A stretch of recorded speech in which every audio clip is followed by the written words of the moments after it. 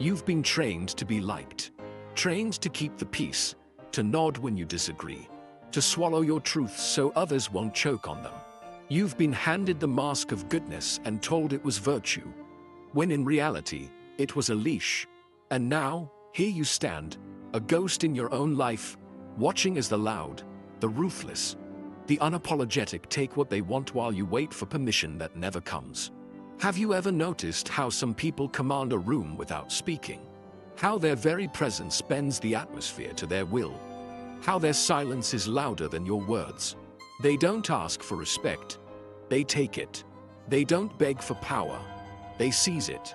And while you've been conditioned to believe that fairness and kindness will earn you the same, the truth is far darker.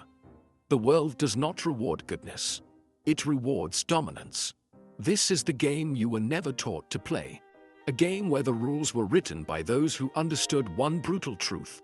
Perception is power, and power is control. Niccolo Machiavelli, the philosopher of ruthless pragmatism, did not craft his strategies for kings and warlords alone.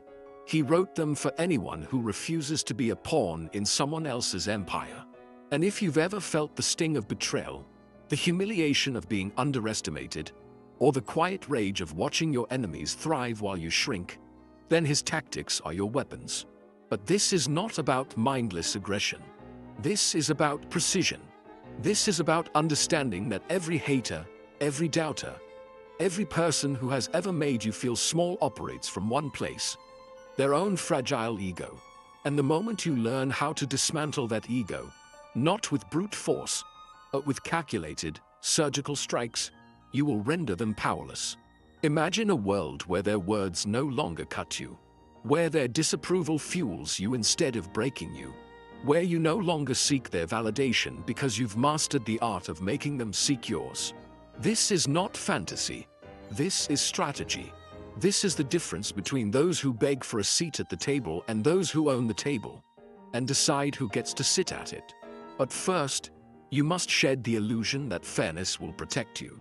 You must recognize that the moral high ground is often just a pretty cage. And you must decide, are you content with being good, or are you ready to be unstoppable? The foundation of Machiavelli's philosophy rests on an uncomfortable truth. Morality and power are not allies. They are, at best, uneasy acquaintances, and more often, outright enemies. To wield true influence, to dismantle your enemies without their even realizing it, you must first understand that society's rules were designed to keep you in check, not to elevate you. The moment you internalize this, the game changes. Consider the hater, the critic, the doubter, the one who thrives on your hesitation. Their entire existence is built upon a fragile scaffolding of superiority. They do not attack you because you are weak. They attack because they sense your potential strength. Their insults are not assessments of your worth but desperate attempts to reinforce their own. And the most effective way to crush them is not through direct confrontation, but by revealing, subtly and irrevocably, that their opinion holds no weight over you. Machiavelli's most misunderstood tactic is not cruelty. It is control over perception. The prince does not slaughter his enemies in the town square. He orchestrates their downfall in ways that leave no fingerprints. When you respond to a hater with visible anger, you grant them power. But when you respond with indifference, or better yet, with amusement, you expose their weakness. Their ego cannot survive being irrelevant. This is the core of psychological warfare, the refusal to play by their rules.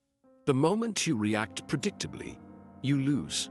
But when you remain untouchable, when your confidence is unshaken, when their words slide off you like rain off stone, you force them into a silent crisis.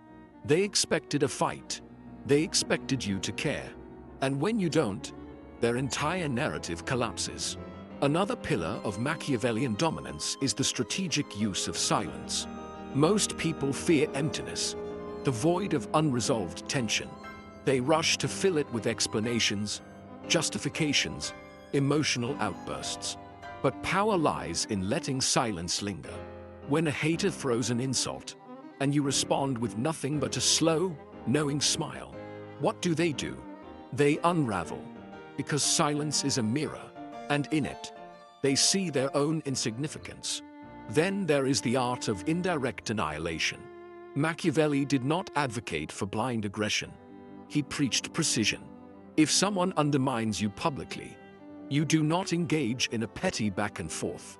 Instead, you elevate yourself beyond their reach. You cultivate an aura of unbothered excellence. You let your success, your calm, your unbreakable demeanor become the weapon they cannot defend against. The more they try to drag you down, the higher you rise, until their attacks only highlight their own desperation. But perhaps the most devastating tactic of all is the illusion of their own victory. Let them believe they have won a battle while you are securing the war. People reveal their weaknesses when they think they're safe. Let your enemies celebrate prematurely. Let them grow complacent. Then strike when they least expect it. Not with rage, but with cold, calculated finality. This is not about being evil. It is about recognizing that the world is not a fair fight. It is about understanding that sometimes, the kindest thing you can do for yourself is to become someone your enemies fear to cross.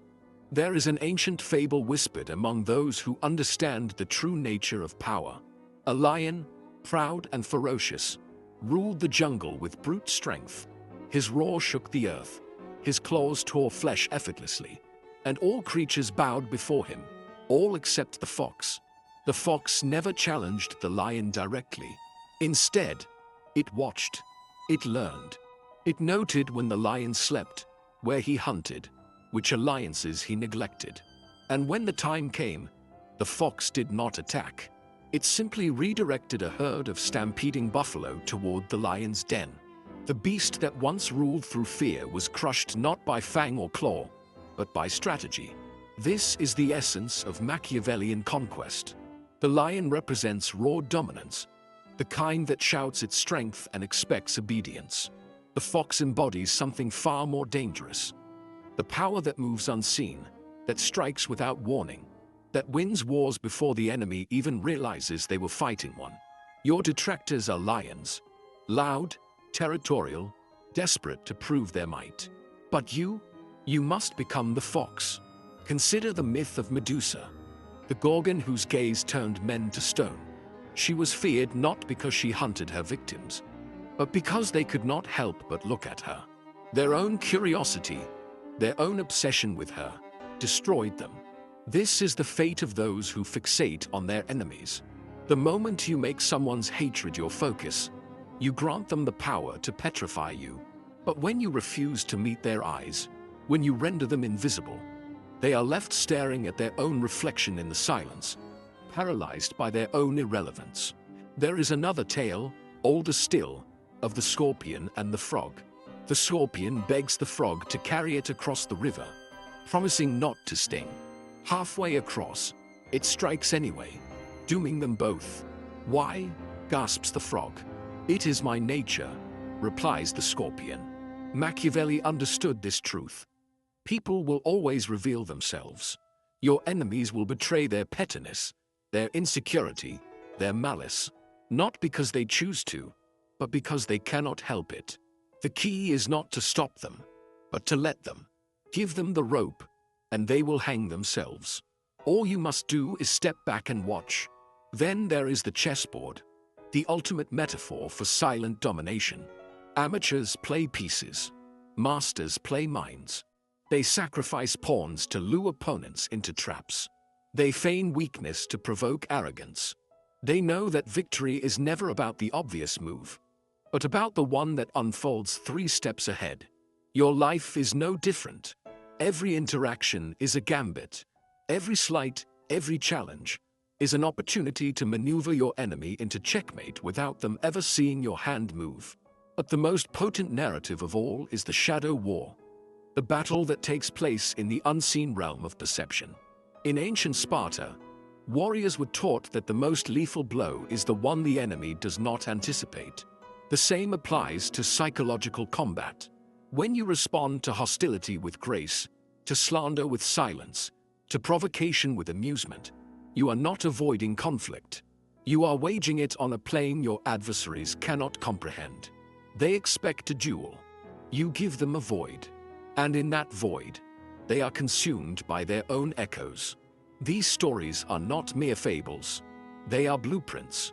The lion, the fox, Medusa, the scorpion, the chessboard, they all teach the same lesson. True power lies not in the attack, but in the illusion of control. Let your enemies believe they dictate the terms. Let them think they are winning. And then, when they have overextended, when they have exposed their flank, that is when you strike, not with rage, but with inevitability. The principles of Machiavellian strategy are not confined to the pages of history or the shadowy corridors of power. They are alive in every interaction, every subtle power dynamic, every unspoken challenge to your authority. To wield them effectively, you must first recognize that the battlefield is not some distant arena of kings and generals, but the boardroom, the social circle, even the digital spaces where reputations are made and broken in an instant. The key lies not in dramatic displays of dominance, but in the quiet, relentless cultivation of unassailable positioning. Consider the workplace, where politics often masquerade as professionalism. A colleague undermines you in meetings, not with overt hostility, but with carefully timed skepticism, with the kind of backhanded compliments that are difficult to call out without seeming paranoid. The amateur reacts defensively, scrambling to justify themselves, playing right into the critic's hands. The strategist, however, understands that the most devastating response is not to engage the attack, but to reframe the entire narrative. A slight smile, a pause just a beat too long, and then redirect. Interesting perspective. I've noticed you often focus on potential obstacles rather than solutions. Is that your usual approach? Now, the spotlight shifts. The critic is no longer evaluating you. They are being evaluated. The power dynamic has flipped without a single raised voice. Social dynamics operate on the same principles. There will always be those who test boundaries, who push to see how much they can get away with, who mistake kindness for weakness. The mistake most make is to assume that enforcing boundaries requires conflict. In reality, the strongest boundaries are often the most silent. When someone makes a disrespectful comment, instead of reacting with visible irritation, which gives them the satisfaction of knowing they got to you, simply let the remark hang in the air. Stare at them, unblinking, for just a moment longer than comfortable. Then, as if you've decided the comment isn't worth acknowledging, move on. The absence of reaction is its own form of punishment. They are left wondering whether you didn't notice, which insults their effort, or whether you noticed and deemed them unworthy of response, which insults their ego. Either way, they lose. Online, where outrage is currency and attention is weaponized, the same rules apply with even greater force. The troll, the hater, the keyboard warrior, they feed on engagement. They crave the dopamine hit of watching you scramble to defend yourself. Deny them that hit, and their entire raison d'etre collapses. When faced with public criticism, the instinct is to fire back, to set the record straight. But the true power move is often to amplify their own words against them. A simple, "It's fascinating that you'd interpret it that way," or even just liking their comment without reply, can be more destabilizing than any rebuttal. It forces them to sit with the ambiguity of your response, to question whether they've been outmaneuvered.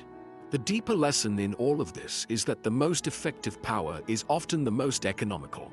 Machiavelli did not advocate for endless scheming or gratuitous cruelty. He advocated for efficiency. Every action should serve a purpose. Every word should carry weight. Every silence should be deliberate. The goal is not to become a villain, but to ensure that you are never again the victim of someone else's narrative. At the heart of this philosophy lies a single, pivotal question. What kind of game do you intend to play? Will you remain bound by the rules of a system designed to keep you compliant, agreeable, perpetually seeking permission? Or will you recognize that power, in its purest form, is simply the ability to dictate the terms of your own existence? This is not a call to abandon morality, but to redefine strength on your own terms. The world does not reward the meek. It rewards those who understand that influence is not taken. It is claimed. Your enemies, your detractors, the voices that whisper doubts, they are not obstacles. They are fuel. Every slight, every attempt to diminish you, is an admission that they see something in you worth fearing. Let that knowledge fortify you. The strategies outlined here are not about vengeance. They are about sovereignty. They are about reaching a point where the opinions of others no longer shape your reality, where your sense of self is unshakable because it is no longer contingent on external validation. That is the ultimate victory, not the destruction of your enemies, but the realization that they were never truly your adversaries. The only real opponent was the version of you that believed their noise mattered. So the choice is yours. Will you continue to seek approval from those who have no real power over you? Or will you step into the understanding that you have always held the keys to your own liberation? The prison of goodness is unlocked from the inside.